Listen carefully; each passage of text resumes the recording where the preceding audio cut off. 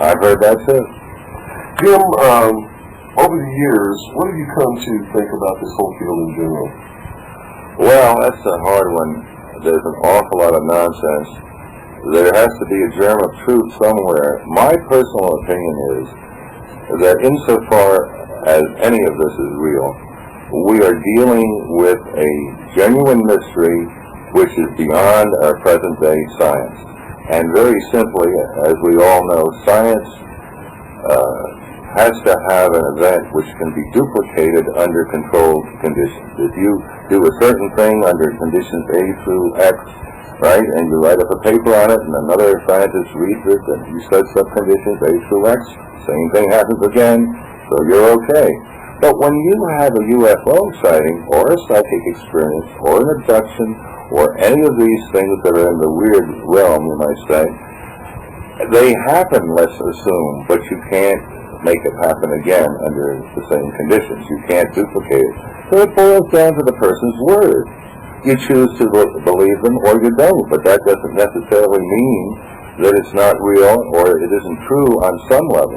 And I think as good as science is in theory, and as good as our scientific method is, having gotten us to the moon and done real things, there is something lacking in it. It's going to have to be improved and modified. And someday, perhaps long after we're gone, I would assume and hope that they're going to find out what all this is about and prove it scientifically, whatever is behind all this. It's not from another planet. I think that's extremely unlikely. More likely, something within our own environment, another dimension, which is a stupid way of putting it, but a lot of people put it that way. I don't know what that quite means. It just means we don't understand. It's something we don't understand, and we're not likely to. And if we did understand it, we still couldn't prove it. So you come to a convention like this, and you hear people talk. Each guy has a different starting point. Each guy has a different ending point. But not one of them can prove scientifically any reasonable fraction of what he's saying. So it's his opinion. And if you like it, you listen to it, and if you don't like it, you go to the pool, which is what I was about to do a minute ago. Until I grabbed you. Right. But what about the historical perspective? Do you believe that this interpretation of historical events to show that intervention from these people who supposedly ride around in these flying discs or egg-shaped craft or the many different ways that they've been described, do you think that that's a correct interpretation, or do you think that that's... You're asking if do I think that space people have interfered with past history on Earth? Not necessarily space people, but whoever this is. In other words, if someone back in ancient times wrote that something came down out of the sky and talked to them, and this was God, and any way that you want to interpret that, do you think that that's a literal interpretation that someone did come from the sky and talk to this person and could have been extraterrestrial or somebody from the future if time travel is real? I'm going to beg the question. It's possible, but it's unproven. I'm an amateur archaeologist as well as being interested in UFOs, and I dug for artifacts in Peru years ago and picked up a little archaeology as I went along. I'd never studied it or anything. But a few things come to mind. You know, someone like Von Daniken comes along and he'll look at these designs or drawings or human-like figures on pottery or on cloth or on stones or whatever, and he'll say, well, this looks like a spaceman and this looks like a guy with a helmet on, and can't you just see that? Well, you know, that's like the old ink blot test. I mean, you can see what you want. If you're determined to believe in spacemen, then you can reinterpret some of these things the way you like, but, conventional archaeologists go to the other extreme. They insist Columbus was the first guy to, get here, and he wasn't, and, they have a lot of ideas which are untenable, but they stick to them. So, you can go to either extreme. I think our prehistory is so poorly known and understood, and so little of it has been dug up and properly analyzed. There again, you have a mystery area. I don't think there's an answer to that. At least I don't have it. Anything's possible. You wonder, for instance, genetically, how the human race went from a relatively primitive, almost animalistic state, probably not more than 10,000 years ago, and so quickly, 10,000 years in the whole evolution of this planet is just a moment in time.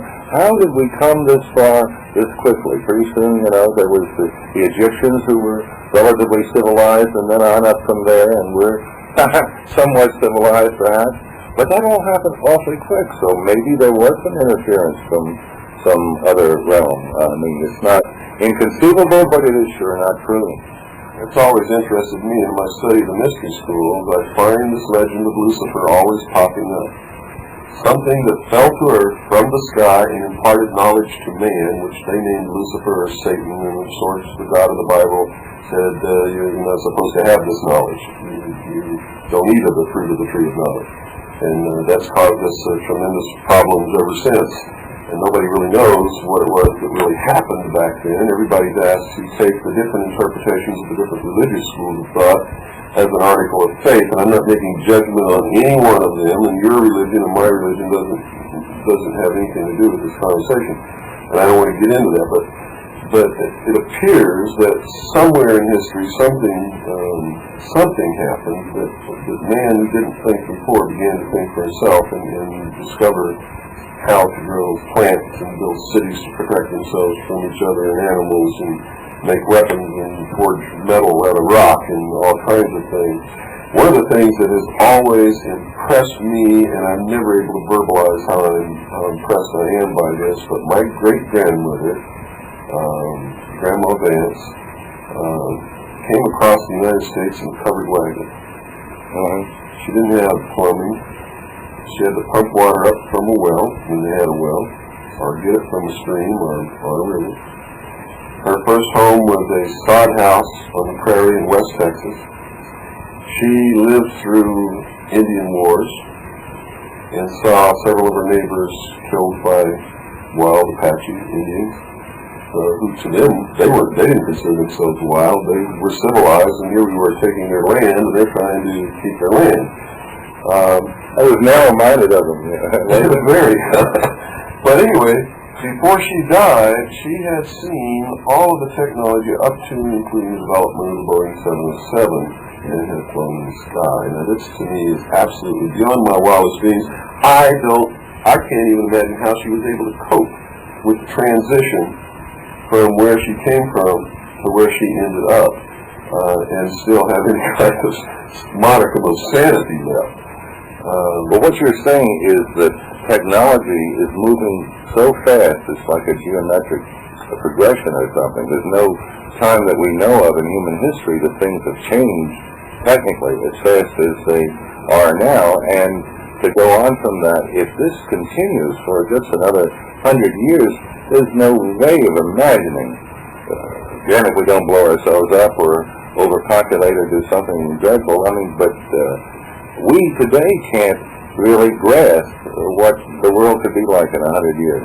That's correct, and I think that was one of the main themes of the movie 2001. I think Arthur C. Clarke was trying to tell us that our technology is reaching the point where maybe we can't control it. And that was signified by the whole battle between the astronauts and the computer HAL. The astronauts represented in a microcosm humanity, and HAL represented the sum total of man's technology. And HAL was out of control. That was a wonderful movie. It was a tremendously wonderful movie, and it had a lot more in it than just that we don't have time to go into. But I was really impressed by the thinking behind that, and I grasped it, immediately when I was watching the movie. But I was not impressed by the solution, which was to unplug HAL.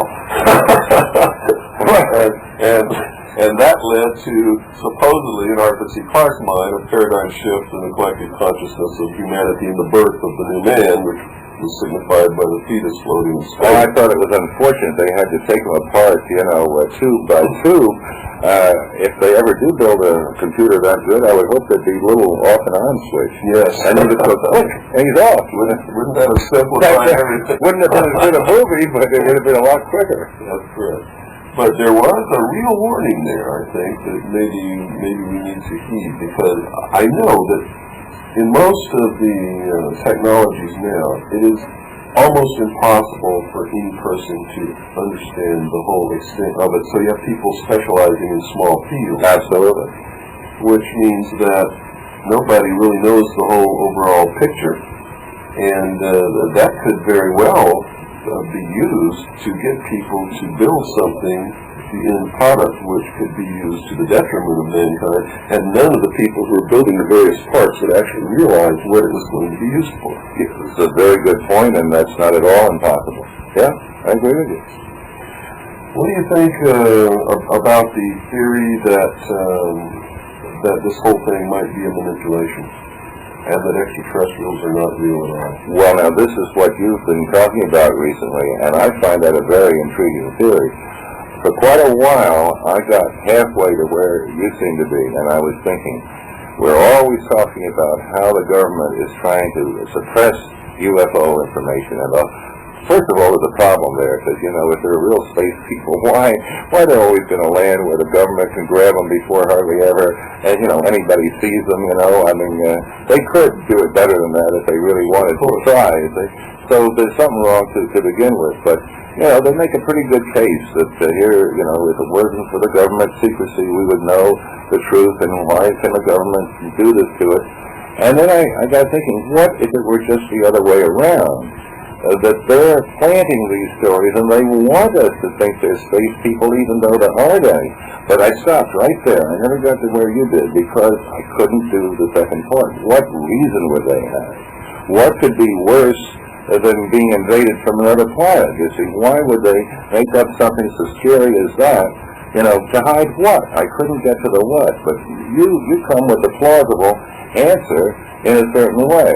So I won't say, I agree with you tentatively, which is a polite way of saying I don't know. Well, you see, I'd never considered this. And when I was exposed to information when I was attached to Austin Naval Intelligence, I took it at face value as being real, and never dreamed that maybe I was being used to disseminate information to help build a threat that didn't exist. Until, in my research, I'm going back through history, trying to find reference to UFOs in history, and I came across some documents which I thought was very interesting, of the Japanese Imperial delegation that came to the United States in 1917. And there was a speech made by John Dewey, who's touted as the father of our failed education system today. He's supposed to be a great man, but anybody, to me, who fathers a failure is not a great man. And our education system has certainly failed. If John Dewey is the perpetrator of it, then he's a failure, period. And he's not great in my book. But he made a speech, and the first sentence in his speech to Prime Minister Ashiki of the Japanese Imperial delegation was this, quote, "Someone once told me that the best way to unite all humanity in one world government and do away with war forever is if we were attacked by some other species from some other planet," unquote. And I was dumbstruck. It was as somebody had hit me upside the head with a 2x4, and that's what it was. It was a mental 2x4 that shook my thinking around and put it in a different perspective that I'd never considered before. That if these people, these elite, who behind the scenes with their influence and their money and their power can really make things happen, what a one-world government, what better way to get people to cooperate with them than to present the earth with an enemy? Whether it exists or not, the average Joe on the street could never, ever realize the time in his life where he could authenticate it or disprove it, because he would have to trust that the government's telling him the truth, because he can't go into outer space and see for himself. Whether there's something there or not. Yeah. Well, Reagan made, 3 or 4 different statements? Six, yeah. And who was it, Khrushchev at that time, or Gorbachev? Gorbachev made similar statements. Yes. And to say it once would be reasonable, because it's not a strange thing really to say, but to say it a number of times so people will remember it makes you kind of wonder, yeah. It's extremely unusual for a president to say anything twice, and they never do that unless there's an extreme emergency at hand, or they want you to get a particular point. There's no question. Well, it's time for a break, folks. Stand by. Don't go away. We'll be right back after this short pause. also found reference to the same thing in a report called the Report from Iron Mountain, which is questionable as to its authenticity, but there is no question as to the genius behind its authorship. Whoever wrote it was